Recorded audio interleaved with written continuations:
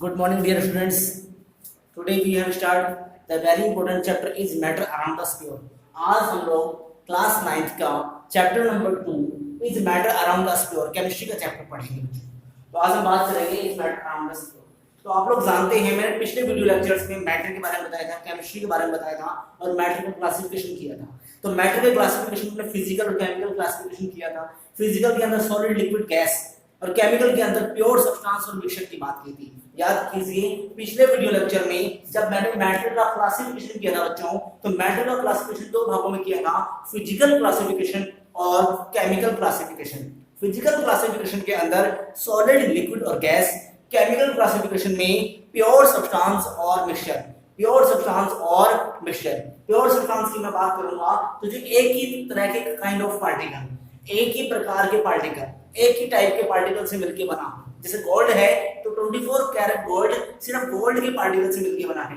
Iron सिर्फ iron के particle से मिलके बना है। ठीक है, स्टेनलेस स्टील है या फिर ब्रास है या फिर ब्रॉन्ज है, ये एलॉयज है बच्चों, ये मेटल और नॉन मेटल से मिलके बने हैं। अगर एक ही पार्टिकल से चीजें मिलकर बनी हुई हैं तो उसे हम प्योर सब्सटेंस कहते हैं। उस प्योर सब्सटेंस के अंदर बच्चों दो चीजें आती हैं, एलिमेंट और कंपाउंड। एलिमेंट और कंपाउंड, उस एलिमेंट को फिर हम डिवाइड करते हैं मेटल, नॉन मेटल और मेटलॉइड्स। मेटल, नॉन मेटल और मेटलॉइड्स। और कंपाउंड को अगेन हम डिवाइड करते हैं ऑर्गेनिक और इनऑर्गेनिक कंपाउंड बच्चों। ठीक है, तो देखिए सब एलिमेंट के सब पार्ट क्या होंगे, मेटल, नॉन मेटल, मेटलॉइड, और कंपाउंड के बच्चों पार्ट क्या होंगे, ऑर्गेनिक और इनऑर्गेनिक कंपाउंड। ऑर्गेनिक कंपाउंड को कंपाउंड जो कार्बन से मिलकर बने होंगे, ठीक है ना, rest of the compound inorganic compounds होते हैं। तो उसके बाद एक होता है बच्चों प्योर सब्सटेंस हो गया, ऐसे एक होता है इम्प्योर सब्सटेंस जिसे हम मिक्सचर भी बोलते हैं, जिसे हम मिक्सचर के नाम से भी जानते हैं। वो मिक्सचर क्या है कि दो चीजों को मिलाया जाएगा। इट मींस प्योर सब्सटेंस का जो कॉम्बिनेशन है, ठीक है ना, एक फिक्स्ड रेशियो में नहीं, एक सिंपल रेशियो में, तो उसे हम क्या बोलते हैं, मिक्सचर। अगर फिक्स्ड रेशियो में होगा तो उसे बोलते हैं बच्चों कंपाउंड। क्या बोलते हैं, कंपाउंड। जब हम दो, अब देखिए अब यहाँ पर हम बात करेंगे एलिमेंट, तो अब जो सेम टाइप ऑफ एटम से मिलकर चीजें बनी हुई हैं उसे हम एलिमेंट बोलते हैं। और एटम और मॉलिक्यूल का एक फिक्स्ड रेशियो है उसे हम कंपाउंड बोलते हैं। और कोई रेशियो नहीं है तो उसे हम मिक्सचर बोलते हैं। मिक्सचर का मतलब इम्प्योर सब्सटेंस। अब मिक्सचर दो प्रकार के हैं, होमोजीनियस और हेट्रोजीनियस। होमोजीनियस का मतलब है बच्चों कि मैंने पानी में चीनी डाली, चीनी जो है वो सॉल्यूट है, पानी जो है वो सॉल्वेंट है, और पानी जब चीनी में डिसॉल्व हो जाएगी तो बनेगा शुगर सॉल्यूशन। क्या बनेगा बच्चों, शुगर सॉल्यूशन। तो शुगर जो है वो पानी में डिसॉल्व हो गई है तो उसे हम बोलेंगे बच्चों होमोजीनियस मिक्सचर, क्योंकि पूरा पूरा पानी मीठा हो चुका है। ऐसा नहीं कुछ पार्ट मीठा और कुछ पार्ट मीठा नहीं है, पूरा पूरा स्वीटी सॉल्ट है, स्वीटी सॉल्यूशन बन चुका है। तो देखिए इट मींस पूरा का पूरा जो वाटर है वो मीठा हो चुका है, ठंडा जो पानी है वो आपका स्वीट सॉल्यूशन बन चुका है, एक शुगर सॉल्यूशन तैयार हो चुका है। तो वो हमारा होमोजीनियस मिक्सचर है। होमोजीनियस का मतलब है एक यूनिफॉर्म कंपोजिशन है बच्चों, यूनिफॉर्म कंपोजिशन। और हेट्रोजीनियस का मतलब है कि जैसे आपने पानी में तेल गिर गया या तेल में पानी मिला दिया तो वो ना आपस में मिक्स नहीं हो रही है, वो इंटरमिक्स नहीं हो रही है, उसे हम बोलते हैं बच्चों हेट्रोजीनियस मिक्सचर। या फिर आपने पानी में मिट्टी डाल तो मिट्टी नीचे बैठ जाएगी, ठीक है, सैंड डिसॉल्व इन वाटर, तो वो एक हेट्रोजीनियस मिक्सचर है, वो आपस में डिसॉल्व नहीं होगी। ठीक है, तो हेट्रोजीनियस मिक्सचर एक नॉन यूनिफॉर्म कंपोजिशन है। नॉन यूनिफॉर्म कंपोजिशन है, यूनिफॉर्म कंपोजिशन नहीं है, उसे हम बोलते हैं हेट्रोजीनियस मिक्सचर। और हेट्रोजीनियस मिक्सचर के अंदर भी दो चीजें आती हैं, कोलाइड और सस्पेंशन। कोलाइड और सस्पेंशन। और होमोजीनियस मिक्सचर को हम ट्रू सॉल्यूशन के नाम से जानते हैं। तो हम यहाँ पर ट्रू सॉल्यूशन, कोलाइड और सस्पेंशन को भी पढ़ेंगे। तो इससे अपने पढ़ना क्या है बच्चों, is matter around us pure, मतलब मैटर हमारे आसपास जितनी भी चीजें हैं वो सारी मैटर ही तो हैं। अब प्योर सब्सटेंस के बारे में बात करनी है और इम्प्योर सब्सटेंस की। इस मैटर अराउंड अस प्योर में हम लोग प्योर सब्सटेंस और इम्प्योर सब्सटेंस के बारे में बात करेंगे। प्योर सब्सटेंस और इम्प्योर सब्सटेंस के बारे में बात करेंगे। प्योर सब्सटेंस की दो पार्ट होते हैं बच्चों, एलिमेंट और कंपाउंड। और इम्प्योर सब्सटेंस के अंदर आता है होमोजीनियस और हेट्रोजीनियस मिक्सचर, क्योंकि इम्प्योर सब्सटेंस का दूसरा नाम मिक्सचर है और प्योर सब्सटेंस के अंदर एलिमेंट और कंपाउंड आते हैं। अब प्योर सब्सटेंस का मतलब है कि जो एक ही प्रकार के एक ही काइंड के पार्टिकल, पार्टिकल का मतलब होता है बच्चों एटम, मॉलिक्यूल और आयंस। जब भी पार्टिकल का नाम आए तो एटम, मॉलिक्यूल और आयंस आना चाहिए दिमाग में। तो एक ही प्रकार के एटम से, मॉलिक्यूल से, आयन से, पार्टिकल से मिलकर जो चीज बनी है उसे एलिमेंट कहते हैं। वो एलिमेंट आपका मेटल है, नॉन मेटल है और मेटल्स है। मेटल क्या होती है? जो good conductor of heat and electricity, वो सारे मेटल्स हैं। जो बैड कंडक्टर है बच्चों वो नॉन मेटल्स हैं, ठीक है ना। और जो मेटल और नॉन मेटल दोनों की प्रॉपर्टी को शो करते हैं वो मेटल्स होते हैं। क्या होते हैं? मेटल्स, जैसे सिलिकॉन और जर्मेनियम, ठीक है। ठीक है बच्चों, चलिए तो यहाँ पर मैंने 9th क्लास का chapter number 2 is metal around us pure के यहाँ पर देखिए ये सारे हमने है जो चीजें अपने पढ़नी है उसका रिटन नोट्स हैं, तो इसको आप देखिए, मैं एक करके समझाता हूँ और इसको उसके बाद इसके स्क्रीनशॉट टाइप से नोट भी कर लीजिएगा। तो बिल्कुल सिंपल डेफिनेशन से ही जिनको हमें पढ़ना है और इसको मैं सारा समझा भी दूंगा आज, तो ये चैप्टर आपको अच्छी तरह क्लियर हो जाएगा। सबसे पहले चीज प्योर सब्सटेंस, मैं इसका पहले रिव्यू आपको दे चुका हूं, बता चुका हूं क्या क्या चीजें हैं। प्योर सब्सटेंस का मतलब है कि जो एक ही पार्टिकल से मिलके बना हो। The substance that are made up of only one kind of particle, the substance that are made up of only one kind of particle, one type of particle, जो एक ही प्रकार के पार्टिकल से मिलके बना हो उसे हम प्योर सब्सटेंस कहते हैं।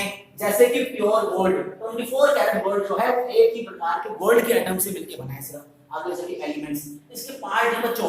प्योर सब्सटेंस के दो पार्ट हैं, एलिमेंट और कंपाउंड। एलिमेंट और कंपाउंड, तो एलिमेंट क्या होता है? The pure chemical substance which are made up of only one kind of atom, एक ही प्रकार के एटम से मिलके बना हो उसे एलिमेंट कहते हैं। जैसे कैल्शियम, हाइड्रोजन, ऑक्सीजन, नाइट्रोजन और carbon.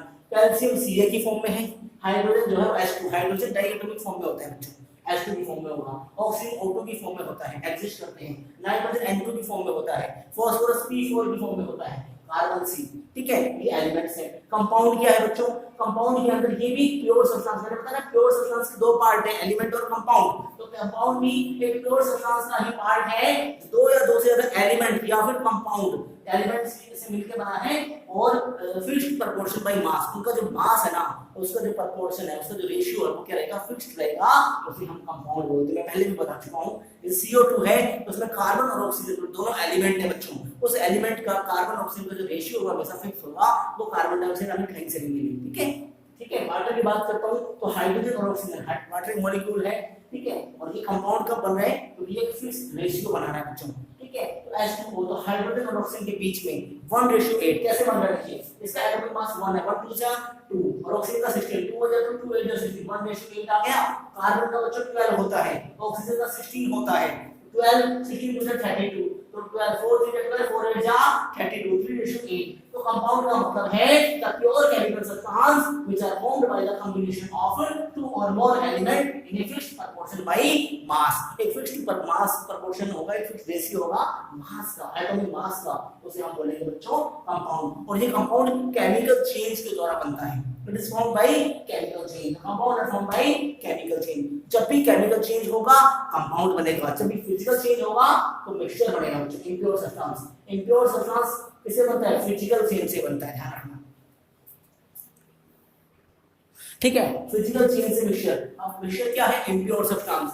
Mixture is the form of matter, एक मैटर का ही पार्ट है, अभी भी बताया था मैटर के पार्ट है। क्लासिफिकेशन किया था फिजिकल और केमिकल, केमिकल प्योर सब्सटेंस और मिक्सचर मैटर का एक पार्ट है, ठीक है। एक टाइप है इन which two or more pure substance, pure substance का मतलब एलिमेंट और कंपाउंड, एलिमेंट और कंपाउंड जो है वो किसी भी रेशियो में मिक्स होते हैं।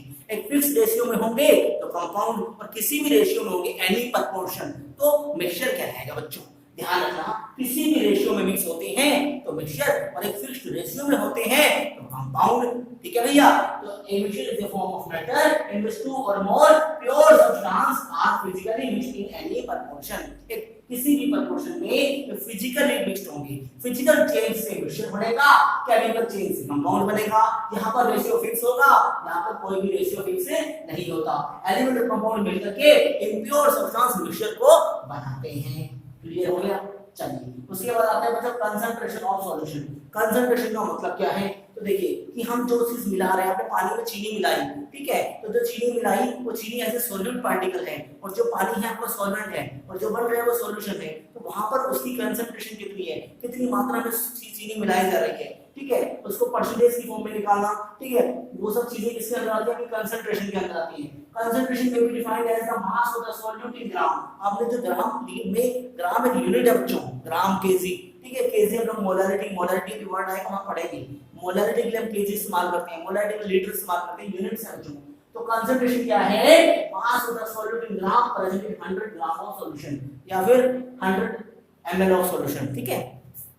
तो कहता है कि 100 ग्राम में कितनी चीजें मिलाई जा रही है, क्योंकि हमने कौन सा यूनिट देखी उसमें कितनी चीजें मिलाई जा रही है, उसको जो हम कैलकुलेट करेंगे दैट इज कॉल्ड कंसंट्रेशन। यहाँ पे कितनी मात्रा में चीजें मिलाई जा रही है, सिंपल ये है, ठीक है। तो mass of the solute in gram present in 100 gram of solution, कि mass of the solute in gram, जो मास ऑफ द सॉल्यूट है, कितना मास है सॉल्यूट का ग्राम में, जो 100 ग्राम में मिलाया जा रहा है उसका एक रेशियो निकालते हैं, उसी को बोलते हैं कंसंट्रेशन। तो यहाँ पर बहुत सारी टर्म आती है वैसे तो, आपकी 9th क्लास में 2 टर्म है, 3 टर्म इसमें पढ़ेंगे, वैसे इसमें 9 टर्म आती है बच्चों। कौन कौन सी, mass by mass percentage, mass by volume percentage, volume by volume percentage, और मोलैरिटी, मोलैरिटी, नॉर्मैलिटी, फॉर्मेलिटी, ठीक है, और मोल फ्रैक्शन, ठीक है, और मास बाय वॉल्यूम, है ना, और क्या आता है पीपीएम, पीपीबी, है ना, इस तरह से 9 टर्म्स आती है, हम इसको पढ़ेंगे। यहाँ पर आपने बेसिकली 2 से 3 टर्म पढ़नी है। पहला है मास बाय मास परसेंटेज, जब भी बच्चों परसेंटेज आए तो हम मल्टीप्लाई भी क्या करेंगे, 100 करेंगे, क्या करेंगे बच्चों,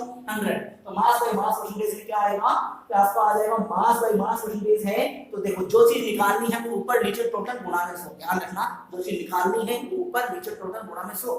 तो यहाँ पर मास by mass percentage of solution, तो देखिए मास बाय मास मतलब मास ऊपर भी और नीचे भी मास गुणा में परसेंटेज 100, इट मींस ऊपर क्या आएगा, जो चीज मिलाई जा रही है सॉल्यूट, नीचे क्या आएगा टोटल सॉल्यूशन, और मल्टीप्लाई ये 100। तो mass of solute upon mass of solution into 100, mass of solute upon mass of solution into 100। Volume by volume percentage क्या बनेगा बच्चों, volume of solute upon volume of solution into 100, volume of solute upon volume of solution into 100। Mass by volume क्या बनेगा sir, mass of solute upon volume of solution into 100।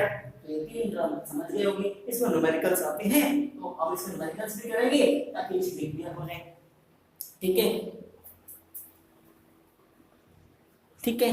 तो अब हमने क्या क्या पढ़ लिया, pure substance, elements, compounds, impure substance, concentration, mass by mass, volume by volume और मास बाय वॉल्यूम की टर्म पढ़ ली। उसके बाद हम जानते हैं बच्चों, मैंने अभी आपको बताया था कि जब हमने क्लासिफिकेशन किया तो केमिकल क्लासिफिकेशन में प्योर और इम्प्योर 2 चीजें आ गई।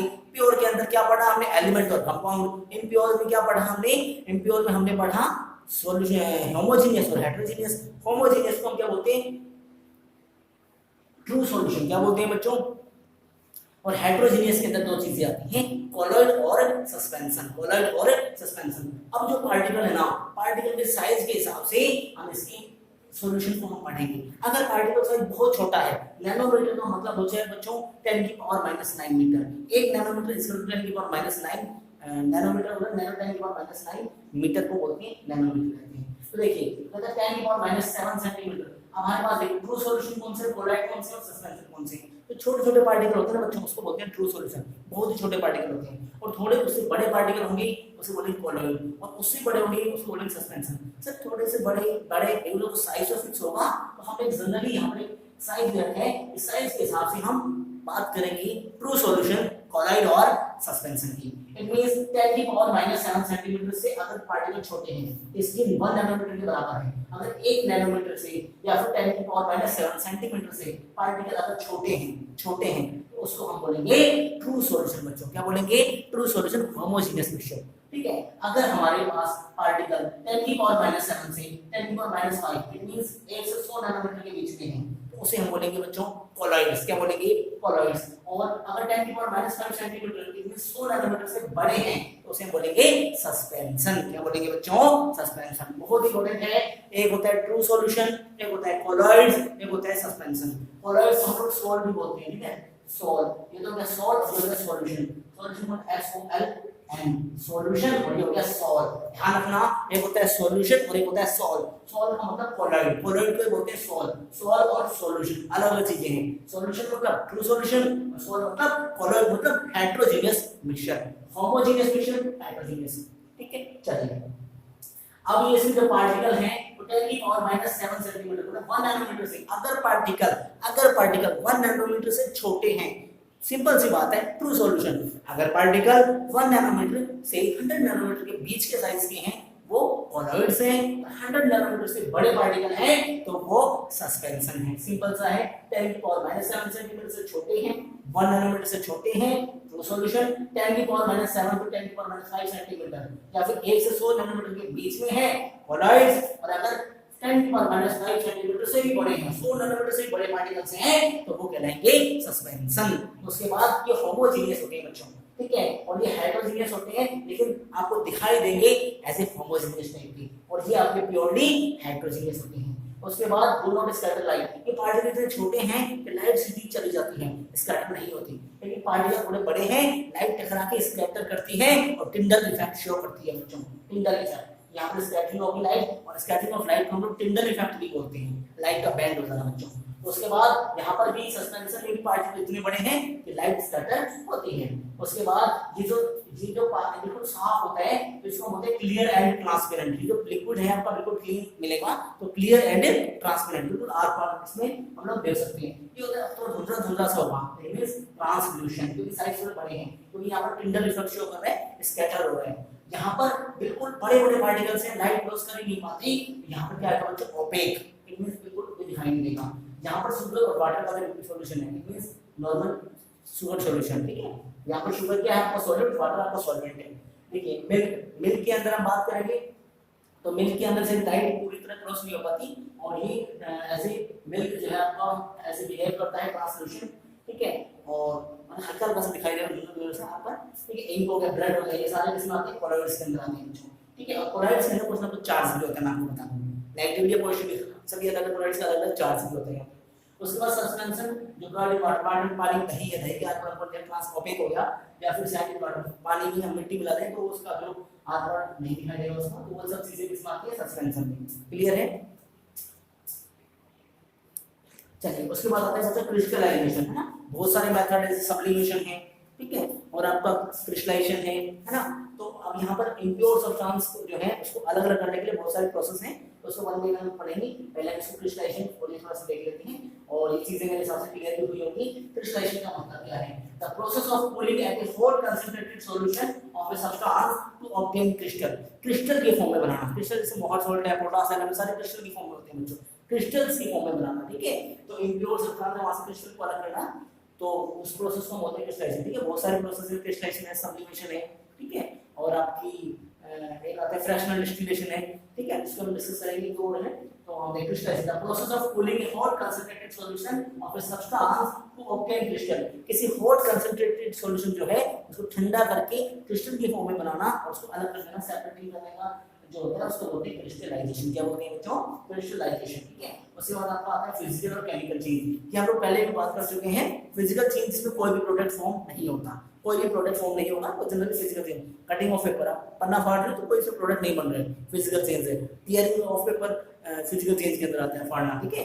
और बर्निंग ऑफ पेपर, अगर आप पेपर को जला रहे हो, लकड़ी को जला रहे हो तो केमिकल चेंज है, वहां पर कुछ ऐश वगैरह बनेगा, उससे प्रोडक्ट बनता है, ठीक है। तो फिजिकल चेंज और केमिकल चेंज, कुछ क्वेश्चंस भी दिए हुए यहाँ पे एनसीईआरटी में, cutting of trees, melting of paper, boiling water, किसके एग्जांपल हैं? मैंने यहाँ पर एनसीईआरटी की बुक्स के एग्जांपल दिए हुए हैं, जैसे cutting of trees, melting of water, boiling of water to form steam, ये सारे एग्जांपल बच्चों फिजिकल चेंज के हैं। रस्टिंग ऑफ अलमीरा, रस्टिंग बहुत इंपॉर्टेंट है, ये केमिकल चेंज के अंदर आता है, ठीक है, जंग लग रहा है ना।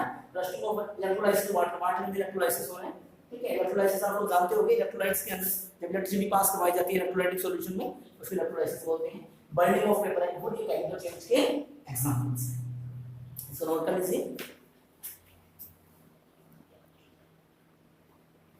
ठीक है। तो आज बच्चों हम लोगों ने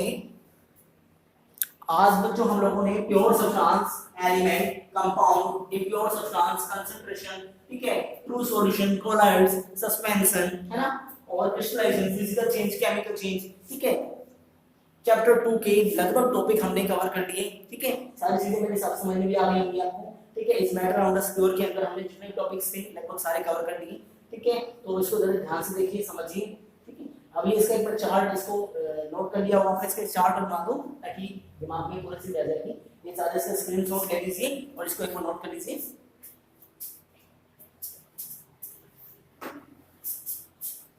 चलिए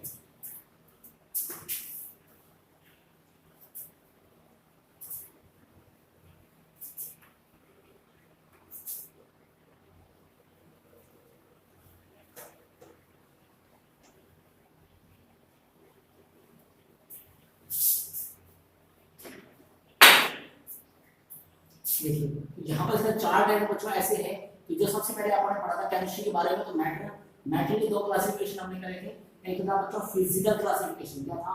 फिजिकल क्लासिफिकेशन, फिजिकल क्लासिफिकेशन, ठीक है भाई।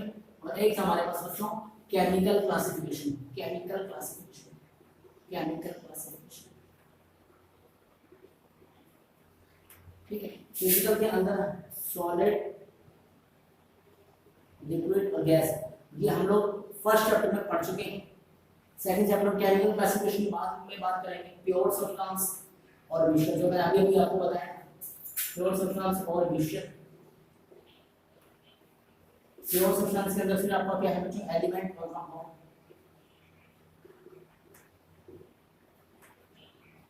मिक्सचर में बच्चों क्या है? होमोजेनियस और क्या है? हेटेरोजेनियस।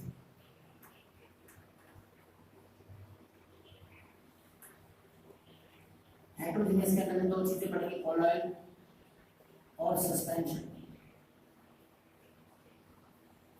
ठीक है। एलिमेंट के अंदर से पढ़ेंगे हम लोग matter, non matter, metals. Compound में पढ़ेंगे organic, inorganic.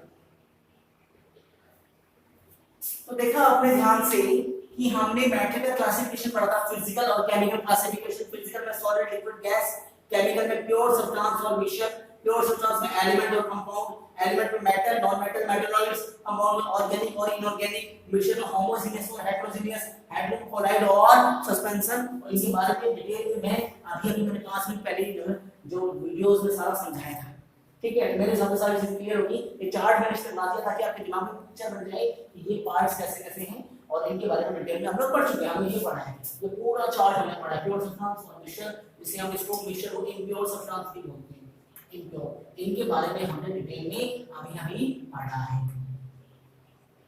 Impure substance. Note कर लीजिए। मैटर क्लासिफिकेशन फिजिकल और केमिकल, फिजिकल में सॉलिड, लिक्विड, गैस, केमिकल में प्योर सब्सटेंस और मिक्सचर, प्योर सब्सटेंस में फिर एलिमेंट और कंपाउंड, और मिक्सचर को इम्प्योर सब्सटेंस, इसमें होमोजेनियस और हेटेरोजेनियस। होमोजेनियस को हम लोग क्या बोलते हैं बच्चों? True solution. क्या बोलते हैं? True solution. क्या बोलेंगे? True solution. कोलाइड को क्या बोलेंगे? सॉल्व। क्या बोलेंगे? सॉल्व, ठीक है। कोलाइड को बोलेंगे सॉल्व। कोलाइड है क्या एक्चुअल में? कि कोलाइड का मतलब है कि दो चीजें मिलाई जाए। जिस प्रकार देखो मैं आपको थोड़ा सा कोलाइड के बारे में बताता हूं।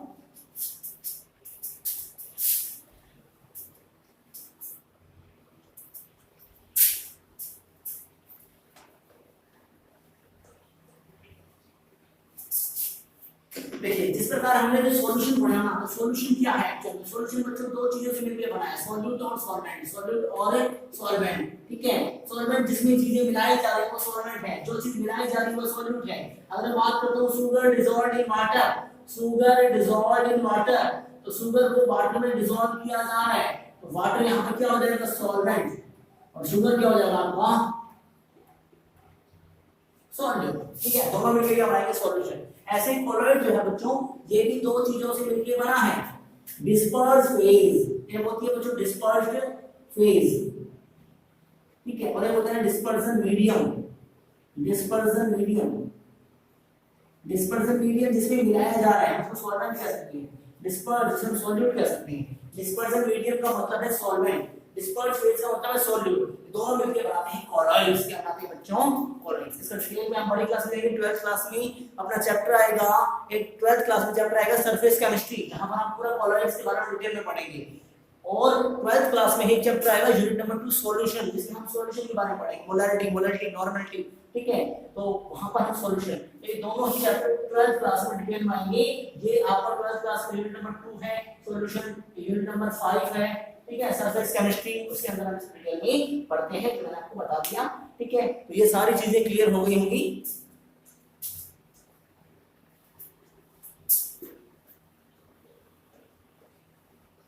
ठीक है। तो हमने 9th क्लास के second chapter is matter around the square में प्योर सब्सटेंस, इम्प्योर सब्सटेंस, ठीक है, element, compound, mixture, homogeneous, heterogeneous mixture, colloids, ठीक है। उसके बाद आपके जो है कॉलॉइड्स के बाद हमने देखा ऐसे जो सॉल्यूशन है वो आपके 9 टाइप्स के हैं, क्वाड्रेटिक टाइप्स के हैं, ठीक है। और ऐसे कुछ डेफिनेशन सी वो हमने देखी, तो ये सारी चीजें रिवाइज कीजिए, पढ़िए। ओके बच्चों, थैंक यू।